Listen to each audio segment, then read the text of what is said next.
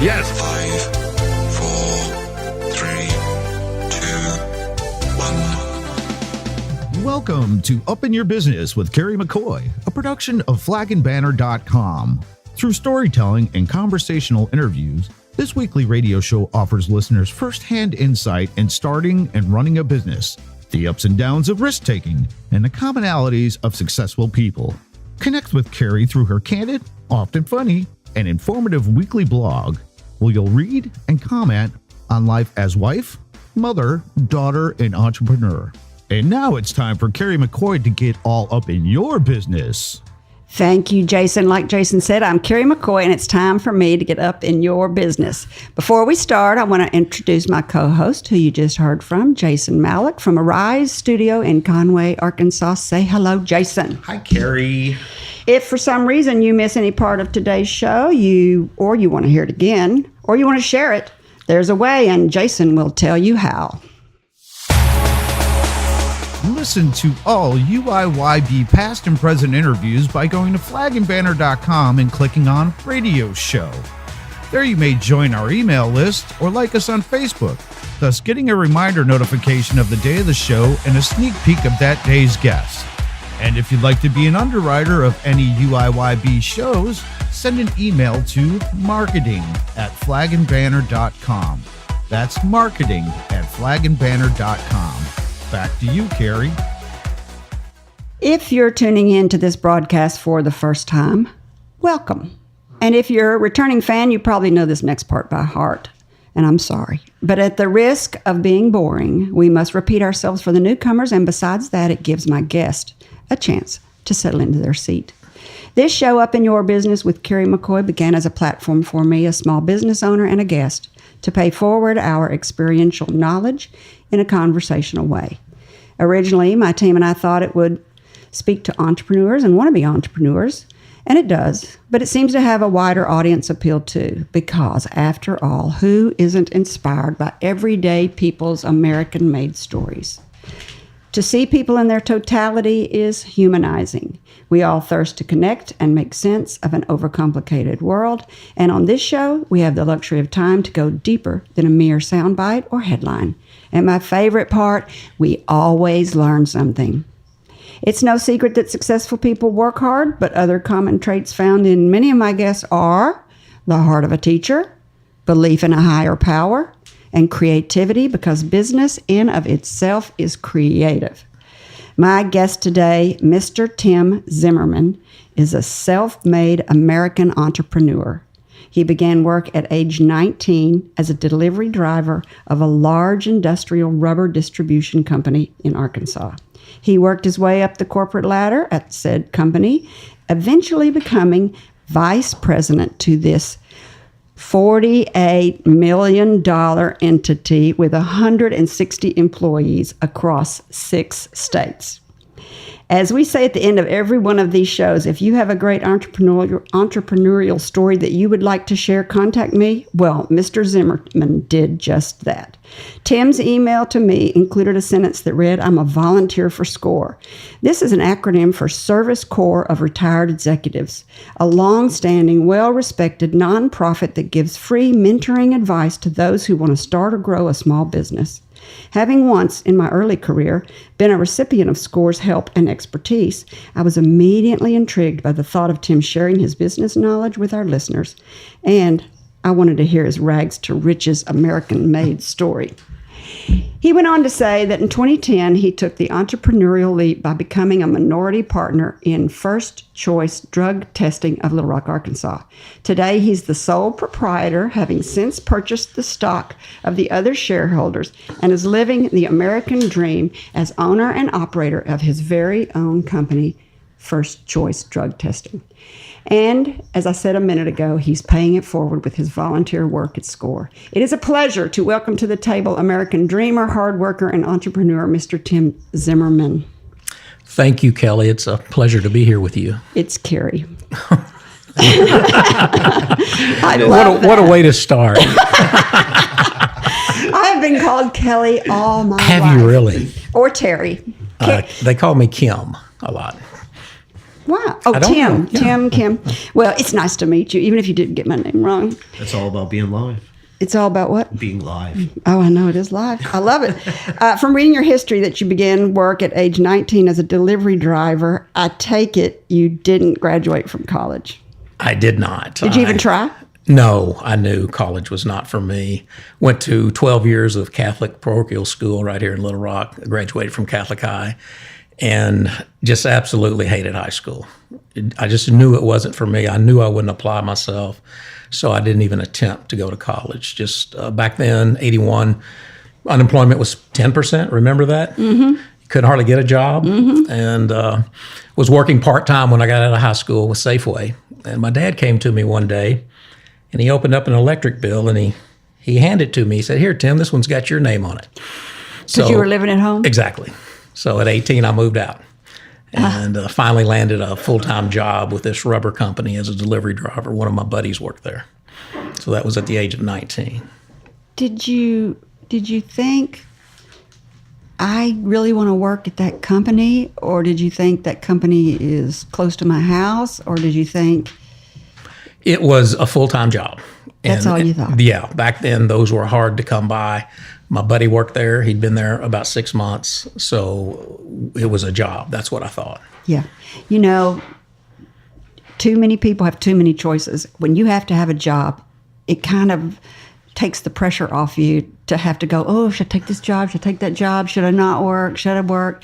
When you have to work, you'll take a job, any job, and you never know where it leads you because the opportunities lie within the effort you put out. And if Right. you're not putting a lot of effort out because you don't have to or you've got choices, sometimes you miss opportunities. Had a great mentor tell me one time, and you've heard it, the harder you work, the luckier you get. Oh, I've never heard that. Have you not? No, but that's true. Very true. So you took this job because your friend was working there and you didn't know what you were going to do. Yeah, I progressed quickly. I was the delivery driver, and from there, they put me in the warehouse where we fabricated and pulled orders. From there, in just a few months, I went to inside sales, and it wasn't a few months later, an outside sales position came open because at the age of 21, I went into outside sales, and I couldn't even put two sentences together, but I had to do it. I absolutely had to do it. I probably made... a slow day would be 15 sales calls, and there would be days I would make 30 and 40. Most of them... Driving around? Yes, outside sales. Door to door. Going to these factories, trying to get in, and 90% of them said no. Did you have to pay for your own gas? No, the company was good. They provided a car and expense account, but it was just all... I know how hard that is. I've They're done that. very difficult. Why did you keep doing it? Because I had to.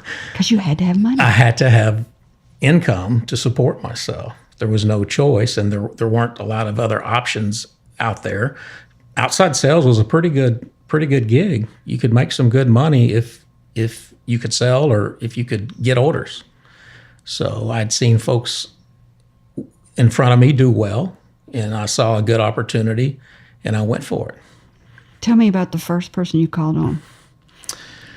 I don't know that I remember the first, but I certainly remember the first week when I knew nothing about the product I was selling. What product were you selling? Industrial rubber products. We were selling conveyor belt, hose, gasket materials. I knew a little bit about it, but I really didn't know a lot about it. You knew about it because you'd been pulling product and it Sure. held it in your hand. Sure, and we had sales meetings every Monday night. So a lot of times the salesman would have to give the meeting. And there's no better way to learn something than to teach it. So I'm writing that down. If you want to learn something, go teach it. So teach it, yeah. the first product I had to teach was just flat rubber stock, just plain old rubber, red rubber, neoprene, just the various rubbers that we sold in sheet form. So that first week, that's the product that I presented to my customers. And again, I was 21. I looked 17 or 16. I was calling on people that were probably 40 but looked 60. And I could never, the few that would even see me, I can see it now. They would just sit back in amazement and watch this kid fumble all over himself while he tried to sell a product he didn't know much about. But I had perseverance, and a few of those folks took me under their wing. They treated me like it was like a father-son relationship. So through sheer numbers of cold calls and through sheer perseverance, I got orders. Every once in a while, I would just happen to be at the right place at the right time. And somebody would, I need this hose today. I'm glad you're here. So I don't think people realize that that youthfulness that you felt was a handicap was probably an asset to some of these sales that you made, because they saw a young whippersnapper trying to do good, and they're like, look at this kid working hard. I remember a guy one time, I made a sales call at 4:00 on a Friday afternoon, and the guy came out holding my card, and he said to me, I knew you were young. Nobody makes sales calls at 4 p.m. on Friday afternoon.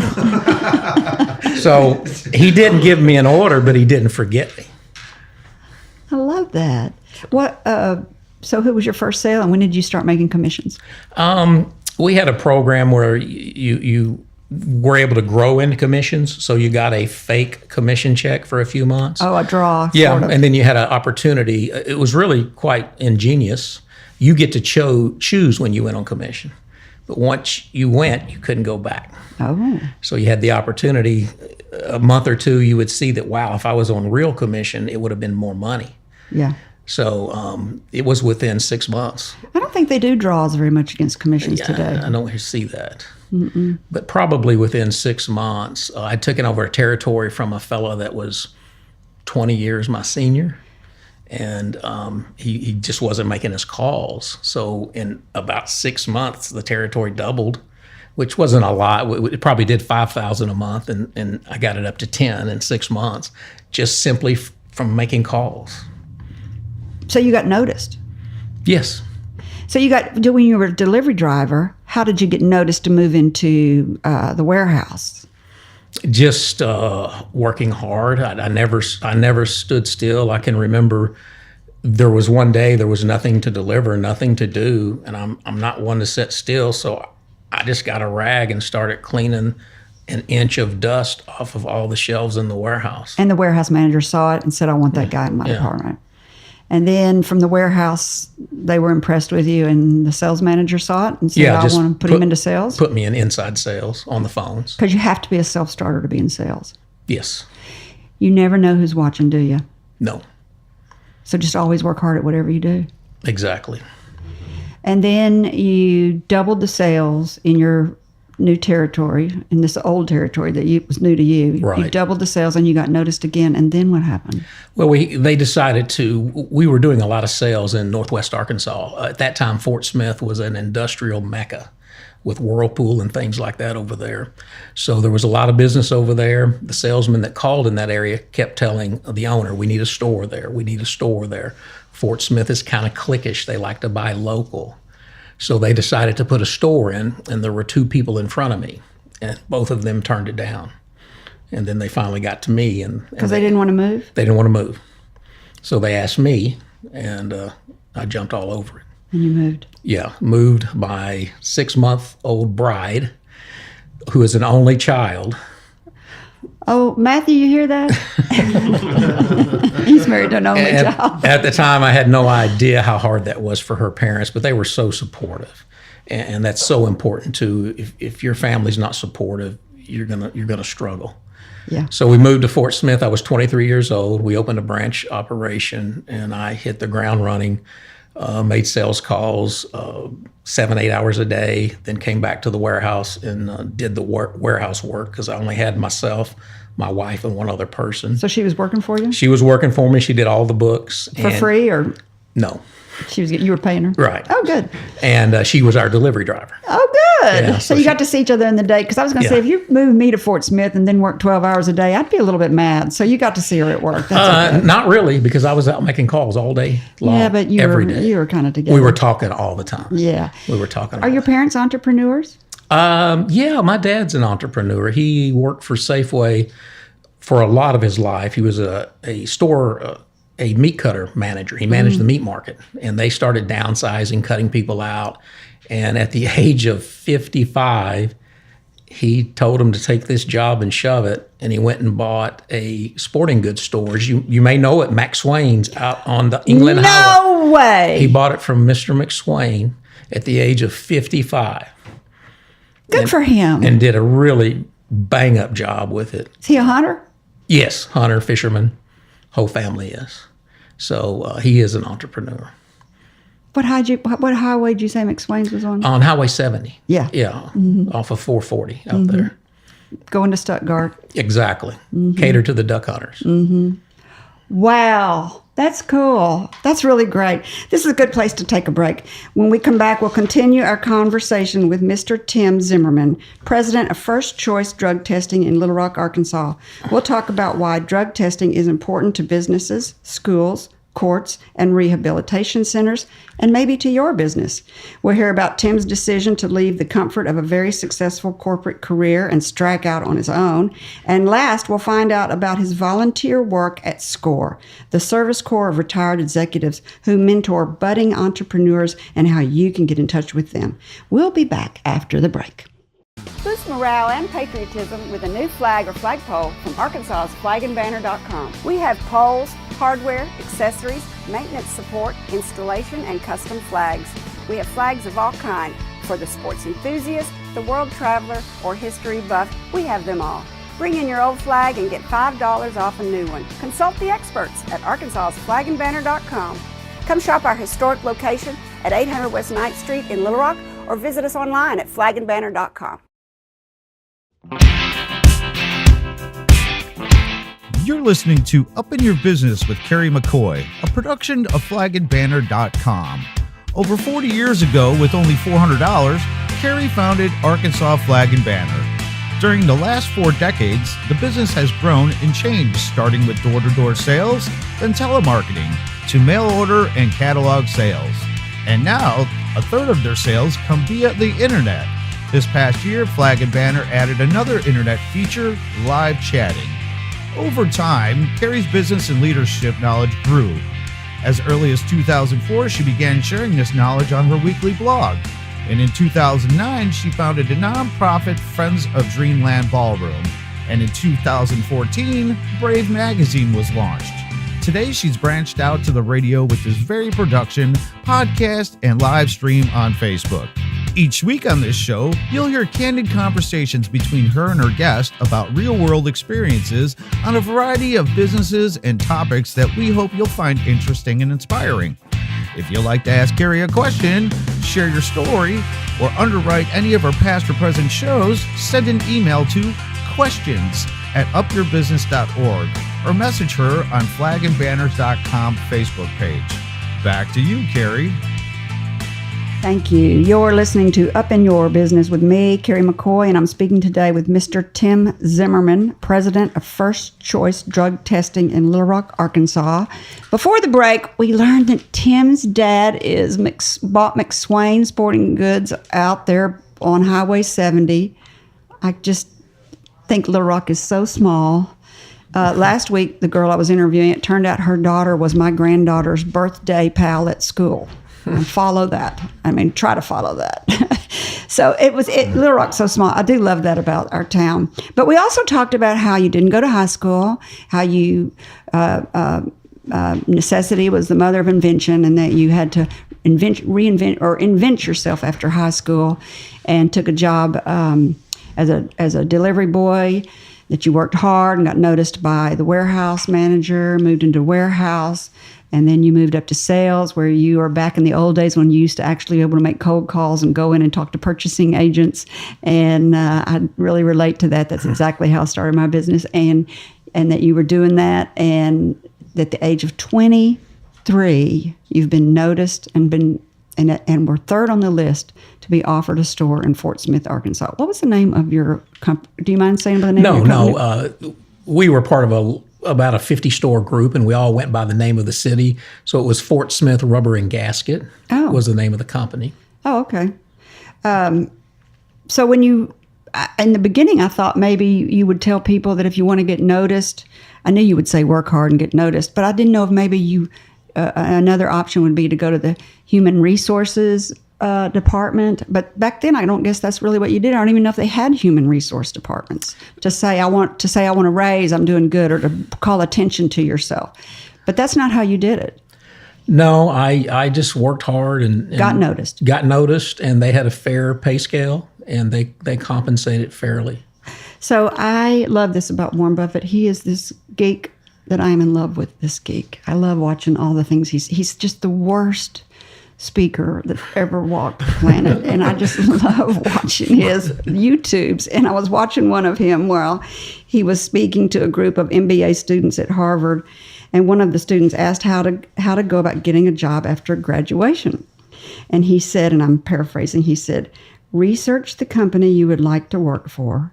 Find one that fits you. It can be the location, it can be the product they sell, it can be the company's personality or the policies that they have that you like, and then get a job there of any kind, even if it's a janitorial job, and work hard, get noticed, and work your way up from within. And that is exactly what you did. Exactly. So you've moved to Fort Smith, you started your own division, because they gave it to you. You didn't have to put any money up. We actually were a branch, and a couple years later, they decided to incorporate. So the company did very well. So I had to put very little money in it to get my ownership. Oh, you did get some ownership. Yes. And you were 23. And how did you begin to? You started with your wife who was working with you, and then Had one other fellow that moved with me from Little Rock. And how long before? How many employees did you end up with? About 15. When I left in 94, so around 15. You've had no management training. None. How did you end up learning to be a business leader? Well, you make a lot of mistakes. You just don't make them twice. That's how it works. Now, I had some folks, some of my partners, investors that you could call and get some advice from. But mostly you just did it by hard knocks. What do you remember being the hardest thing when you first started? Because even though you're part of another company and you know the products and you're trained, you're still pretty on your own. The hardest part is making that next sales call, forcing yourself. You have good days. You have days when you think, I could make 1,000 calls today. The emotion is there, you're ready. And you've got those days you don't want to leave the office. So just forcing myself to make that next call. On the days when you're full of self-doubt. Yes. So your sales start going through the roof. We did very well. Within 6 months, we were in the black. I had a pretty keen understanding for my age, of gross profit. And that's what it takes, gross profit, to float a business. We had fairly low overhead. So within 6 months, we were in the black. So gross profit is not net profit. Why do you think it takes gross profit? That's just sales. Well, it's your percentage of sales. Well, true. You know, if you've got a low gross margin, if you have 20%, 25% gross margin, your cost is 75%. You only got 25% left over to get the net out of. So it's a lot easier what one of my mentors told me, the higher your gross margin, the more mistakes you can make. Oh, that's good. That's tweetable right there. So it allows you to make more mistakes and still be okay. I don't think I learned to look at the gross profit for a while. I think I always looked at sales. Oh, look, I'm selling a lot. Oh, look, I'm selling a lot. Even if and a lot of times I would maybe sell the product too low. And it took me almost 20 years to realize there were some sales you did not even want to get if the gross profit was not there. As I mentioned, I was very blessed to get that very early in my business career, and those folks who put me in business taught me that very early. And so you kept your margins. Correct. High. We kept our margins. We were competitive, but we didn't leave any money on the table. Mm-hmm. Did you have a lot of competition? It was before the internet. There was lots of competition in that our products were being bought through normally bearing supply chains. So most of our customers had never dealt with a company that just sold rubber products. What's a bearing supply chain? You mean like bearings? Like little round bearings? Yes, industrial supplies. I got you. So when you needed a hose or a piece of belt, you would normally go to a bearing place to get it. That's where they always went. Is that like Phones Brothers? Remember Phones No, Brothers? it's like Motion everything. Industries today, Dixie Bearing, just large industrial distributors who Granger would be a competitor. Right. Mm-hmm. So we had the task of educating our customers that you should really buy your bearings from a bearing company and your rubber products from a rubber company. So we had to educate them because they weren't used to doing that. We were the very first company that sold rubber products in the state of Arkansas. That was a new concept because today people specialize a lot. Yes. But back then it wasn't so, not especially in our industry. Now, if you went to a much larger city, you would find companies that were devoted strictly. Were your products made in America? About half and half. Are these companies that you used to work for still around? Yes. My two brothers still work for it. Oh, really? Yeah. So you got the whole family to come At on. one time, I had 4 brothers working. All in Fort Smith for you? No, at all different locations.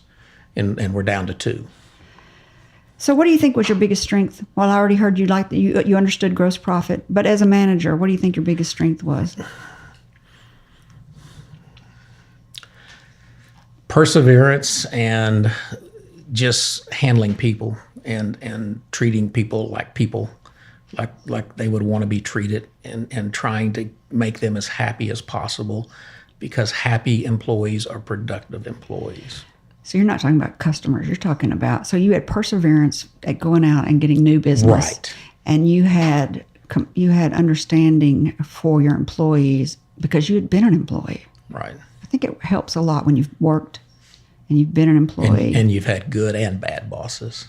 Mm-hmm. So your weakest link when you're managing? Oh, I'm a little indecisive, and I know that about myself. I sometimes doubt my decisions, and I don't like that about myself because most of my decisions are right. So if I would immediately go with what I'm thinking, I'm going to be right most of the time. I will make mistakes. Mm-hmm. By the time you left, you had 15 employees. No, you didn't go to that. After that, you moved up and became the CEO of this company. Exactly. That was only one part of your job. Right. How did you become the next, and what was your next title? In 94, there were 7 of these rubber stores throughout Oklahoma, Arkansas, and Memphis who had common ownership. And some of the older gentlemen wanted to be bought out. So one of the CPAs came up with the idea of creating an ESOP. Are you familiar with ESOPs? Employment? Yes. Go ahead and tell everybody There's what a it is. lot of tax advantages for exiting owners. So we put together an ESOP. We merged these 7 companies with 14 locations together. And I was one of the key figures in that. We decided to put the corporate headquarters in Little Rock, where one of the stores was the store I started at. And I knew eventually I was going to have to move back to Little Rock. My children were very young, fixing to start first grade, and I wanted to go ahead and move back before they got older. So tell our listeners what an ESOP is. ESOP is an employee stock ownership program. When you see a company that says employee-owned company, that means they're an ESOP. Mm-hmm. So it means that some or all of the stock is owned by the employees, and they're given stock each year based on their salary and a lot of other formulas that are very strict, held to strict code by the IRS. I thought when a business owner decided to get out of the business and did ESOP, that they didn't get very much cash when that happened. No, these guys got all their cash. Because they had a bunch in the bank, I guess. Well, we had to borrow the money to buy them out. The employees borrowed the money. Well, the ESOP borrowed the money. Yes. The ESOP borrowed the money, and the company collateralized it through their assets. They were the guarantor of the loan. The company's the guarantor. Mm-hmm. The ESOP is the borrower. And so they got their money, and as long as they invest that money in approved securities, they avoid taxation. Oh, I see. So we were able to buy them out for about 80 cents on the dollar. So it's a good deal. What And the hesitation with ESOPs is you have to give stock to employees. That's why a lot of people don't do it. why would that be bad? It's not bad if you believe that, but there's a lot of owners who are not going to give up anything. Well, but these owners were leaving. Right, but I'm talking the ones that stayed. So there were some that stayed. Yes, I was one of the owners. That we had about 6 or 8 guys. What happened is when these guys sold their stock to the ESOP, that was about 40% of the company's stock. The other 60% was retained by about 8 or 10 of us. So we still had that. And you had the controlling interest, so you had... Yeah, we had the ESOP was what we call had only pass-through rights, so they had no voting rights. The only time an employee would vote their stock is if the company had an offer on the table to sell. Then they got the opportunity to vote yes or no. And then when the employee retires or leaves, can they sell their stocks That's back? exactly what happens. The ESOP is valued every year. We go through an audit and an evaluation that has to be approved. And then when an employee leaves, they sell their stock back to the company based on the set value. And it's expensive to maintain, is it not? It is expensive. That's the reason that I would think people would not own it, is because it's an expensive operating expense that's expensive. Probably $100,000 a year. Is what it You got to costs. be a really you gotta big be company. pretty good size. You'd have to do $5 million plus to consider an ESOP, I would think. At least. So you did move back to Little Rock? Moved back to Little Rock. We set up corporate headquarters here in Little Rock. Came back as a vice president of operations and continued to basically, at that time we had 7 stores. We grew when I was there up to 12 locations, and I kind of managed the managers. Some of the stores were just a couple of employees, and some of them were like Fort Smith that I left that had 15 employees. Actually, my brother still runs that store. All right, I got to find out why you decided to leave. This sounds like a dream job come true. You've been there, I don't know, probably 20 years by now. How long? 25. 25. So, but this is a great place to take a break. When we come back, we'll find out why he left and why he went out on his own. We'll continue our conversation with Mr. Tim Zimmerman, president of First Choice Drug Testing in Little Rock, Arkansas. We'll talk about why drug testing is important to businesses, schools, courts, and rehabilitation centers, and maybe insurance companies, and maybe you. And last, we'll find out about his volunteer work at SCORE, the Service Corps of retired executives who mentor budding entrepreneurs, and how you can get in touch with them. And you can hear that he is smart. He may not have an MBA degree, but he can talk the talk. We'll be back after the break. Boost morale and patriotism with a new flag or flagpole from Arkansas's flagandbanner.com. We have poles, hardware, accessories, maintenance support, installation, and custom flags. We have flags of all kinds. For the sports enthusiast, the world traveler, or history buff, we have them all.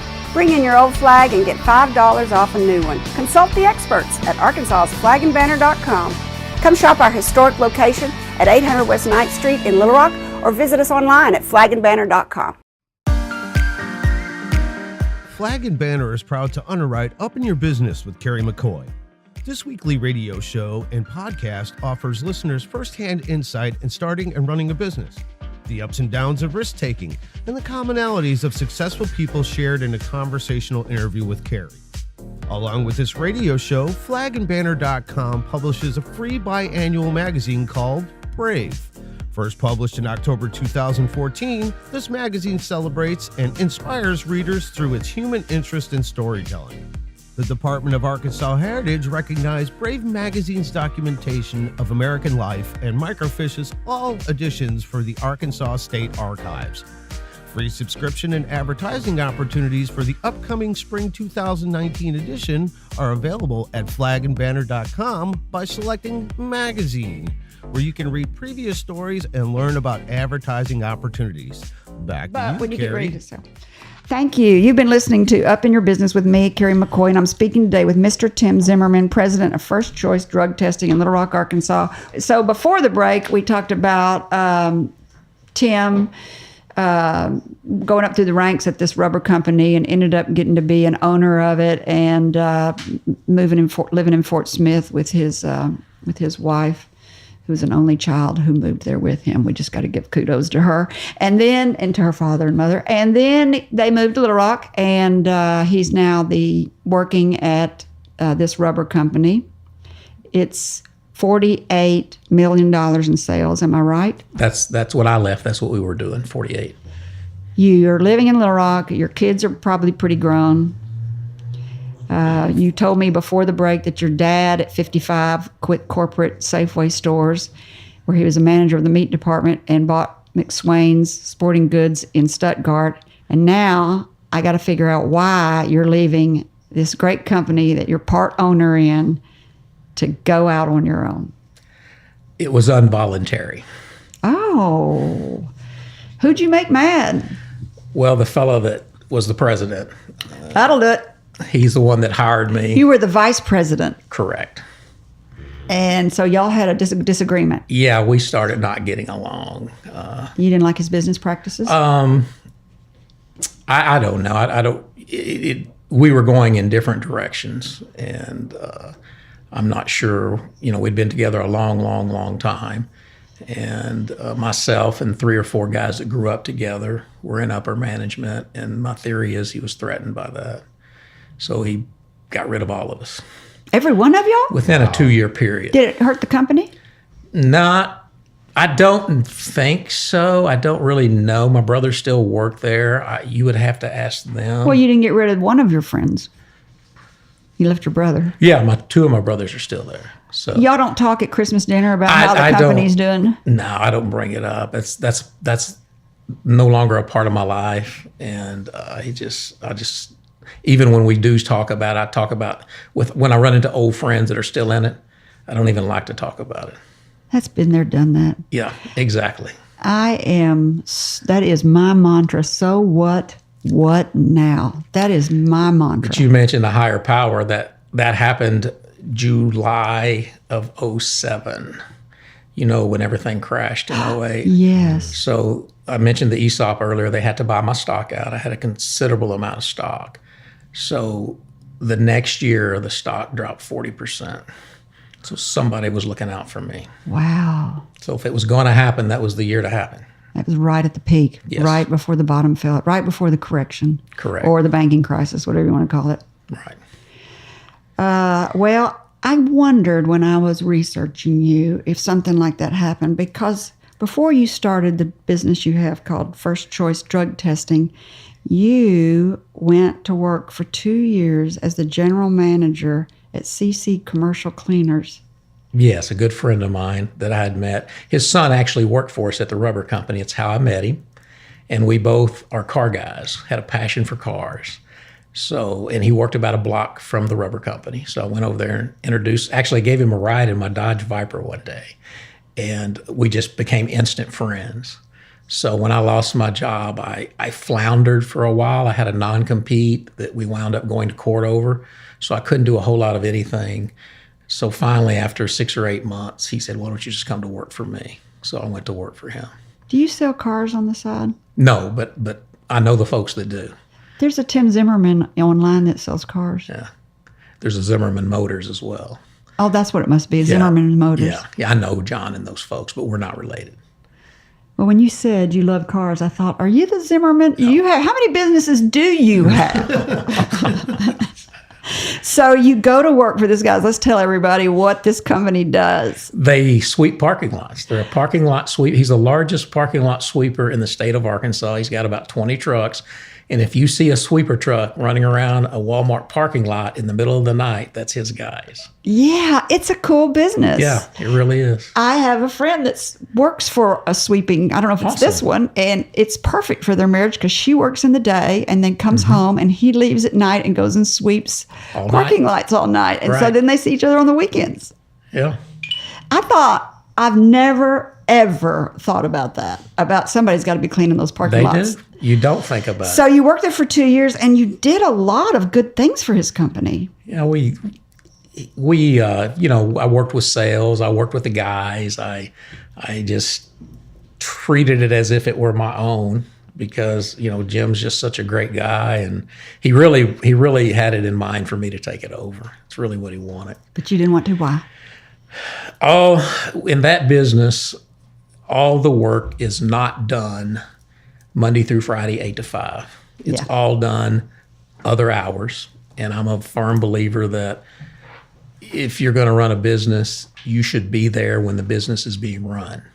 Yeah. And I didn't want to work Nights. I did not want to do it. It didn't fit your lifestyle. It did not. I agree.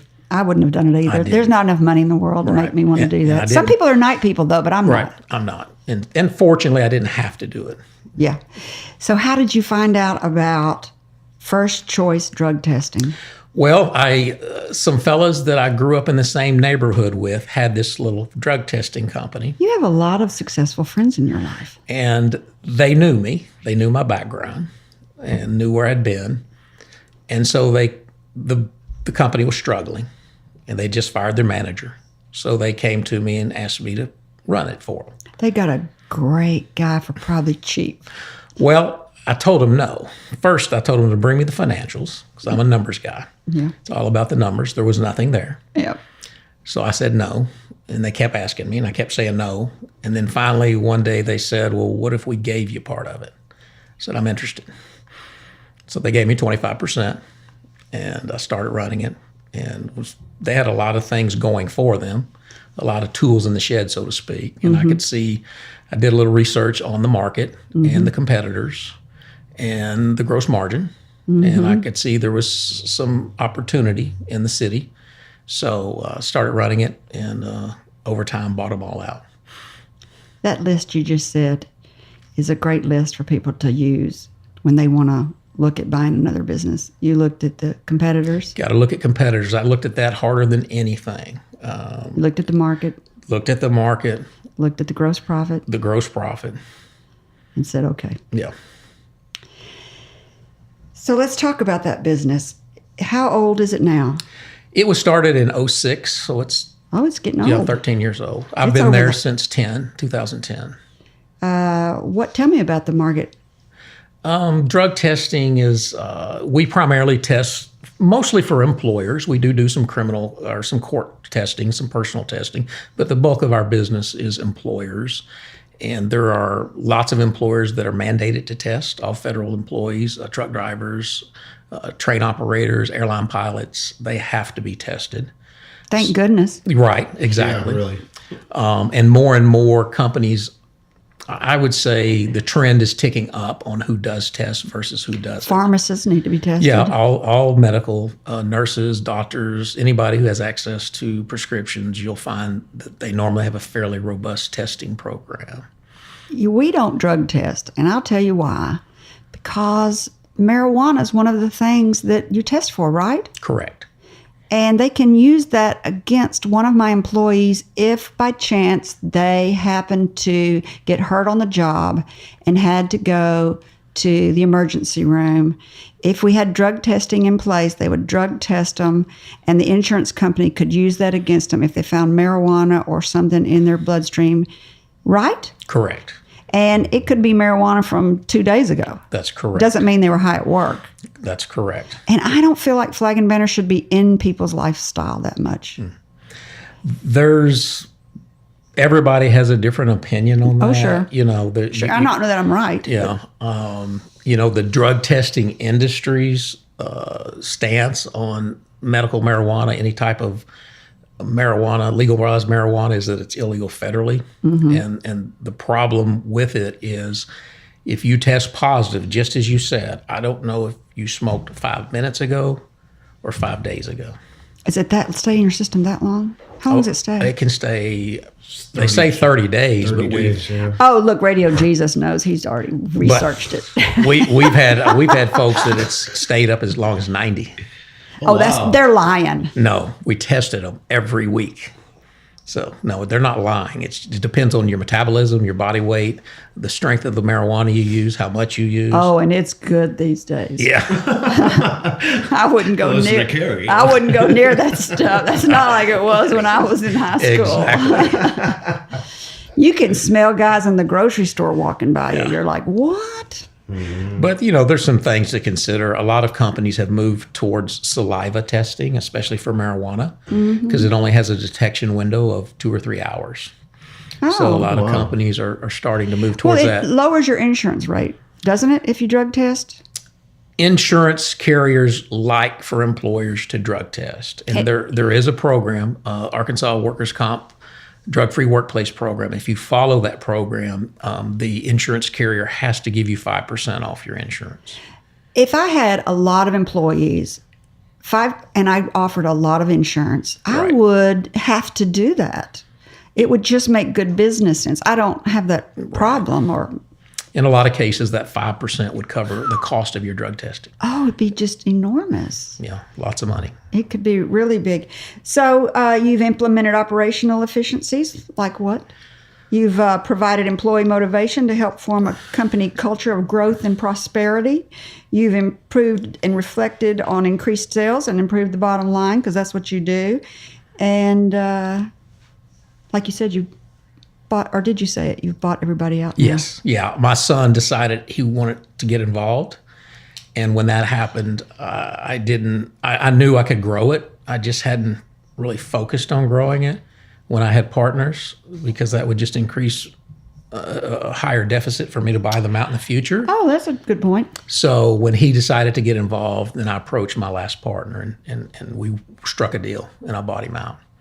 So that was about a year and a half ago. So now we're in growth mode. With your son? Yes. Just like me with my sons. Isn't it nice? Yes. I like it too. You get to see your family and work with them. Is your wife still working there? No, she does not work there. So I know you're creative. I know you're always thinking. What are you thinking you're going to do with the company next? What's your plans for you and your son? What are y'all cooking up? We're just growing it. We're getting involved in more occupational health. We just purchased a van that has 6 hearing booths in it. We're doing a lot more occupational stuff. Doing hearing site testing on site. That's nice. We do a lot of physicals. I've got a couple of docs and APN who work for me on a 1099 basis. So That's we do. nice. So we're looking at growing the occupational side, and what that's going to do as we get more occupational work, it's going to drive the drug testing. We're going to be able to get those people's drug testing business by getting in there on the occupational side. Do you give flu shots? Yes. So you'll come out to a job site and give flu shots to everybody? We do a lot of on-site work. We'll come out and do anything that you want. As a matter of fact, we're doing 10 physicals. I'm dragging a doc out next week to a company, and we're going to do all his people's physicals. Why? For insurance purposes? These are for DOT physicals. What's DOT? Department of Transportation. If you drive a commercial vehicle Oh, that is over 10,000 pounds, you have to have what's called a medical card. A lot of people call it a medical card. So you have to have a physical in order to get that medical card. We don't want you having a heart attack when When you're driving a big rig. Exactly. So who else needs your services? Insurance companies, Trucking, airline, any of the DOT, which is trucking, Coast Guard, pipeline. This seems unlimited to me. It really is. Anybody who's in a safety sensitive position, most manufacturing plants who have manufacturing equipment, they want their people drug tested for safety. Most people who are, that's primarily it, is So you got safety? sensitive. Anything safety sensitive. Any drivers, a lot of companies who even drive personal or company vehicles, they want them tested. A lot of people, when they have an accident, they need a test. I've got collectors that are on call 24/7, 365.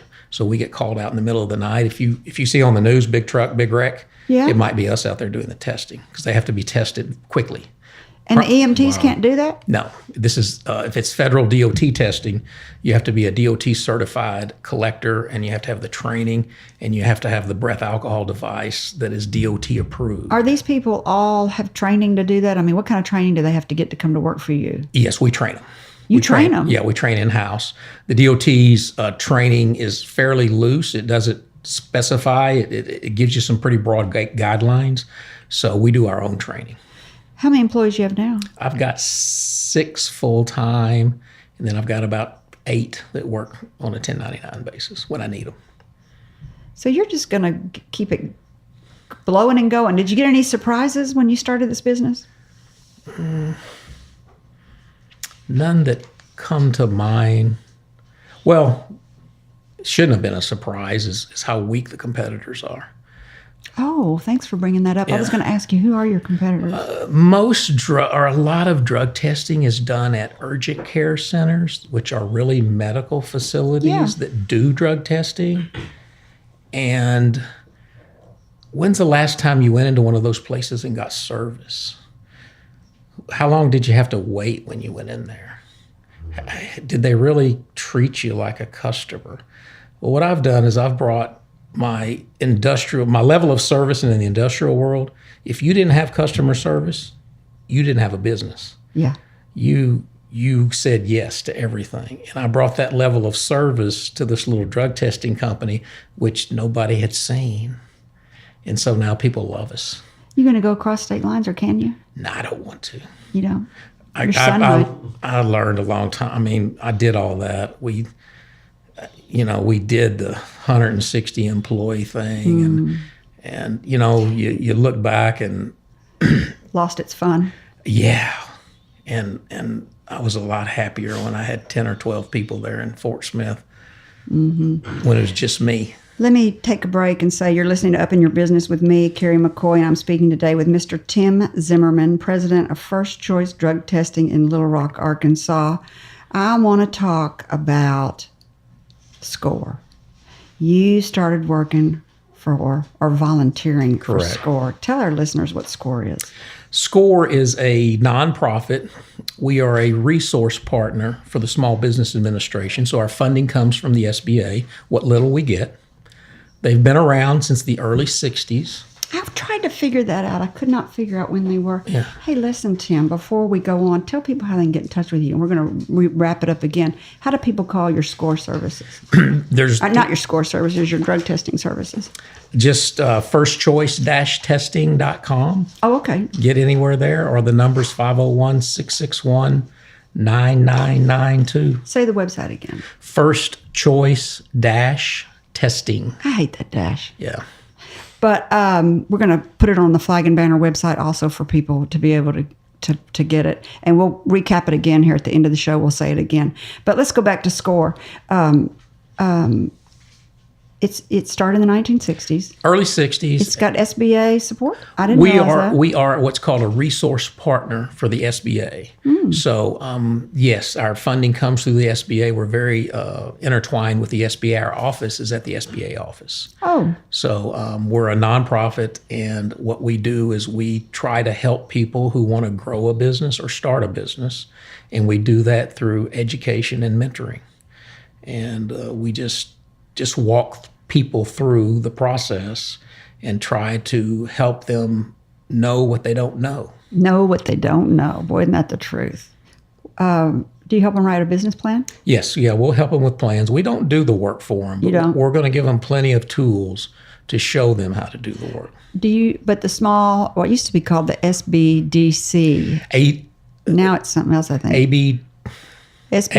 ASBTDC. Yeah, it's got a T in it for technology now. Yeah. It Now really- they're also a resource partner for the SBA. They will actually help you write your business plan, I think, get down in the trenches with you, I believe. Or at least they did for me 40 years ago. We work very closely with them because they are also a resource partner. What made you decide that you wanted to I start have volunteering? always had a desire to give back. I always felt like this is something I needed to do.